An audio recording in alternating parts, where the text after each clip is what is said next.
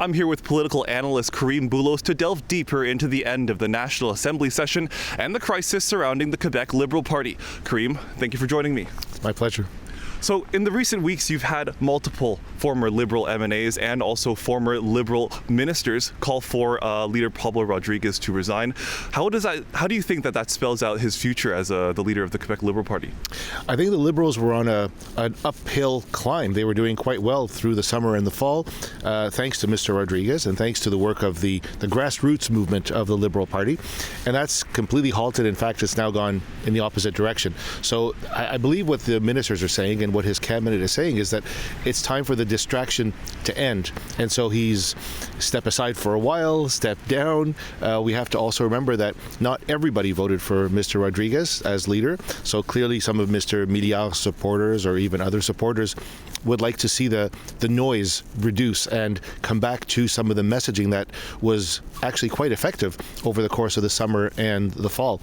I think it's a normal reaction. People want to see the momentum continue. Now, you've had Mr. Rodriguez go on the record in saying that the Liberal Party of Quebec is the only credible option for Quebecers. Do you think that is connecting with voters, and how do you think that sets up the Liberal Party going into 2026? Well, the criticism of Mr. Rodriguez is he associates credible with federal, and so he's saying that we're the only credible option for maintaining a strong, unified Canada while having Quebec play a major role in that unification.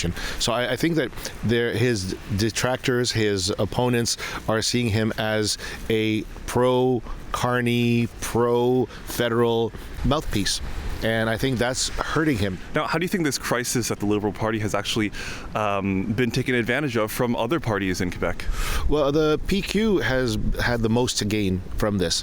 They've continued their meteoric rise. At one point, the Liberals were only 11 points behind the Parti Québécois, and that unfortunately is now gone. And so I am seeing that the Parti Québécois is leveraging.